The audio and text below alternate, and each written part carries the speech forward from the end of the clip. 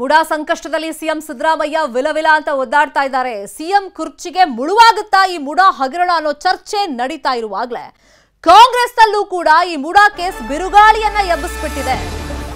ಬಹಿರಂಗವಾಗಿ ಸ್ಟೇಟ್ಮೆಂಟ್ಗಳನ್ನ ಕೊಡ್ತಿರುವಂತ ಕಾಂಗ್ರೆಸ್ನ ಸಚಿವರುಗಳು, ಶಾಸಕರು ನಾವು ಸಿದ್ದರಾಮಯ್ಯ ಬೆಂಬಲಕ್ಕೆ ನಿಂತಿದ್ದೀವಿ, ಅವ್ರ ಬೆನ್ನಿಗೆ ನಿಂತಿದ್ದೀವಿ, ಯಾವುದೇ ಕಾರಣಕ್ಕೂ ಸಿಎಂ ಬದಲಾವಣೆಯ ವಿಷಯ, ಸಿದ್ದರಾಮಯ್ಯ ಅವರು ರಾಜೀನಾಮೆ ಕೊಡುವಂತ ವಿಷಯ ಕಾಂಗ್ರೆಸ್ ಹೈಕಮಾಂಡ್ ಮುಂದೇನೂ ಪ್ರಸ್ತಾವನೆ ಇಲ್ಲ, ಅದರ ಬಗ್ಗೆ ಪಕ್ಷದಲ್ಲಿ ಚರ್ಚೆನೂ ಇಲ್ಲ ಅಂತ ಹೇಳ್ತಿರುವಂತ ಬೆನ್ನಲ್ಲೇ ಇನ್ನೊಂದು ಕಡೆ ಸಭೆಯನ್ನ ಮಾಡಿದ್ದಾರೆ ಡಿಸಿಎಂ ಡಿಕೆ ಶಿವಕುಮಾರ್ ಹಾಗೇನೆ ಸಚಿವ ಪರಮೇಶ್ವರ್. ಮೀಟಿಂಗ್ ಅನ್ನ ಮಾಡಿರೋದು ಸದಾಶಿವನಗರದ ಪರಮೇಶ್ವರ್ ಅವರ ಮನೆಯಲ್ಲಿ.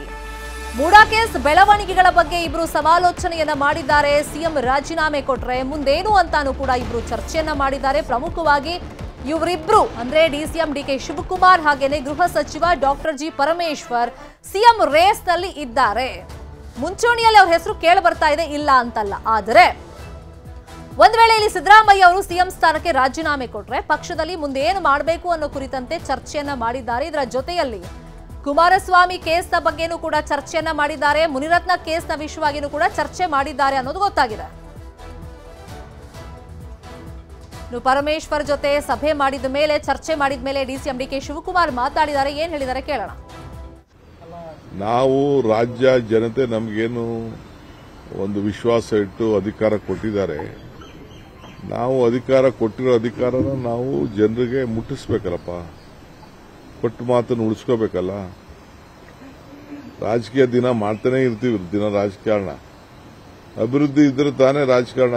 ಜನಕ್ಕೆ ಏನಾದ್ರು ಹೇಳ್ಕೊಳ್ಬೇಕಾದ್ರೆ ನಾವೇನು ಸಾಧನೆ ನಮಗೆ ಮಾತು, ಈಗ ನಾವು 5 ಗ್ಯಾರಂಟಿ ಹೇಳಿದ್ದು, 5 ಗ್ಯಾರಂಟಿ ಮಾಡಿದ್ದೀವಿ. ಈ ಎತ್ತಿನೊಳಗೆ ಹೇಳಿದ್ದು ಅದನ್ನು ಈಗ ಮಾಡಬೇಕು.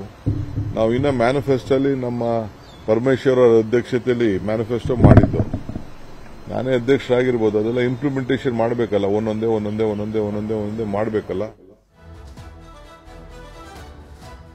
ಹಾಗಾದ್ರೆ ಸಭೆಯಲ್ಲಿ ಏನೆಲ್ಲ ಚರ್ಚೆ ಆಯಿತು, ಈ ಬಗ್ಗೆ ಇನ್ನಷ್ಟು ಮಾಹಿತಿಯನ್ನು ಕೊಡೋದಕ್ಕೆ ಒಂದ್ಸಗೆ ನೇರ ಸಂಪರ್ಕದಲ್ಲಿ ಕನೆಕ್ಟ್ ಆಗಿದ್ದಾರೆ ನಮ್ಮ political bureau head Chidanand Patel. Chidanand Patel, ರಾಜ್ಯದ ಅಭಿವೃದ್ಧಿಗೆ ಸಂಬಂಧಪಟ್ಟಂತೆ ನಾವು ಮಾತಾಡಿದೀವಿ ಅಂತ ಹೇಳಿದ್ರು ಕೂಡ ವೈಯಕ್ತಿಕವಾಗಿ ಅವರ ಅಭಿವೃದ್ಧಿ ಬಗ್ಗೆ ಅಂದ್ರೆ ಸಿಎಂ ಸ್ಥಾನದ ಬಗ್ಗೆ ಚರ್ಚೆ ಮಾಡಿದ್ದಾರೆ ಅನ್ನೋದು ಇನ್ನೇನು ಮುಚ್ಚಿಡಬೇಕಾದಂತ ರಹಸ್ಯ ಏನಲ್ಲ. ಪ್ರಮುಖವಾಗಿ ರಹಸ್ಯ ಸಭೆಯಲ್ಲಿ ಏನೆಲ್ಲ ಚರ್ಚೆ ಆಯಿತು ಸಿಎಂ ಸ್ಥಾನದ ವಿಷಯವಾಗಿ, ಅದರ ಜೊತೆಯಲ್ಲಿ ಕುಮಾರಸ್ವಾಮಿ ಹಾಗೇನೆ ಮುನಿರತ್ನ ಅವರ ಹಳೆ ಕೇಸ್ಗೆ ಸಂಬಂಧಪಟ್ಟಂತೆ ಏನ್ ಚರ್ಚೆ ಆಯಿತು?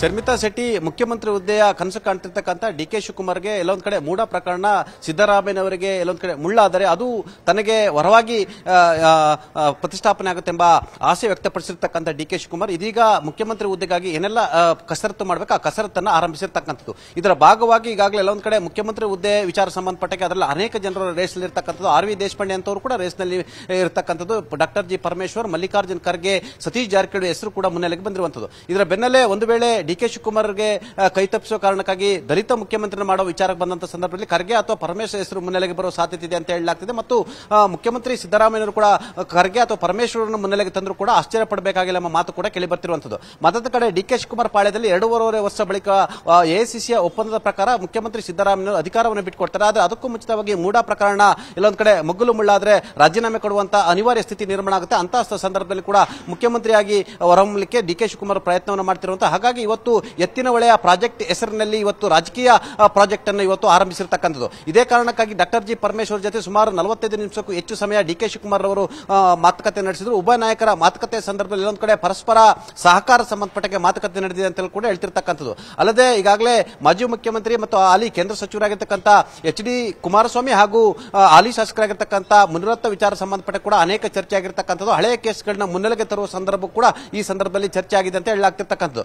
ಮೂಡಾ ಪ್ರಕರಣ ಸಂಬಂಧಪಟ್ಟಾಗ ಎಲ್ಲೊಂದು ಕಡೆ ಮುಖ್ಯಮಂತ್ರಿಗೆ ಮುಳುವಾಗುವ ಸಾಧ್ಯತೆಯನ್ನು ಇಬ್ಬರು ನಾಯಕರು ಮಾತುಕತೆ ಸಂದರ್ಭದಲ್ಲಿ ಅಭಿಪ್ರಾಯವನ್ನು ವ್ಯಕ್ತಪಡಿಸಿರ್ತಕ್ಕಂಥದ್ದು. ಮೂಡಾ ಪ್ರಕರಣದಲ್ಲಿ ಮುಖ್ಯಮಂತ್ರಿಗೆ ಇದು ಇಕ್ಕಟ್ಟಾಗುವ ಸಾಧ್ಯತೆ ಇರತಕ್ಕಂಥ. ಒಂದು ವೇಳೆ ಸಿಬಿಐ ಅಥವಾ ಇಡಿ ಅಂತ ಪ್ರಕರಣಗಳು ಬಂದ್ರೆ ಮುಖ್ಯಮಂತ್ರಿಗಳು ಅರೆಸ್ಟ್ ಆದರೂ ಕೂಡ ಆಶ್ಚರ್ಯ ಪಡಬೇಕಾಗಿಲ್ಲ ಎಂಬ ಚರ್ಚೆ ಕೂಡ ನಡೆದಿದೆ ಎಂಬ ಮಾತು ಕೂಡ ಕೇಳಿ ಬಂದಿರುವಂತದ್ದು. ಒಟ್ಟಾರೆ ಎತ್ತಿನಹೊಳೆ ಪ್ರಾಜೆಕ್ಟ್ ಹೆಸರಿನಲ್ಲಿ ಮುಂದಿನ ಮುಖ್ಯಮಂತ್ರಿ ಹುದ್ದೆಯ ಪ್ರಾಜೆಕ್ಟ್ ಸಂಬಂಧಪಟ್ಟಾಗೆ ಮಾತುಕತೆ ನಡೆಸಿರುವಂತದ್ದು ಬಹಳಷ್ಟು ಕುತೂಹಲಕ್ಕೆ ಎಡೆ ಮಾಡಿಕೊಟ್ಟಿರುವಂತದ್ದು. ಶರ್ಮಿತಾ ಶೆಟ್ಟಿ.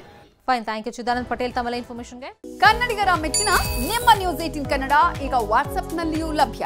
ಕರ್ನಾಟಕ ಮತ್ತು ದೇಶ ವಿದೇಶದ 360 ಡಿಗ್ರಿ ಸುದ್ದಿ ವಿವರವನ್ನ ನೀವು ನಿಮ್ಮ ಕೈ ಬೆರಳುಗಳಲ್ಲಿಯೇ ಪಡೆಯೋದಿಕ್ಕೆ ಈ QR ಕೋಡ್ ಅನ್ನ ಸ್ಕ್ಯಾನ್ ಮಾಡಿ.